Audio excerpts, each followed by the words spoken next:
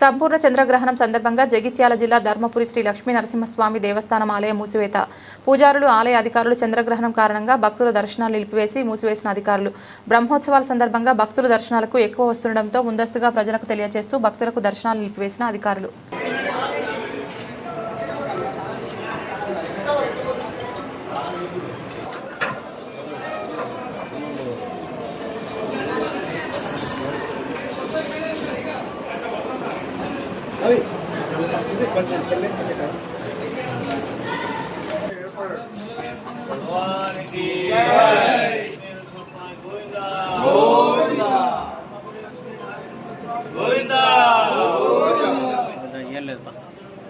Sir మీరు attend ఇవ్వకూడదు.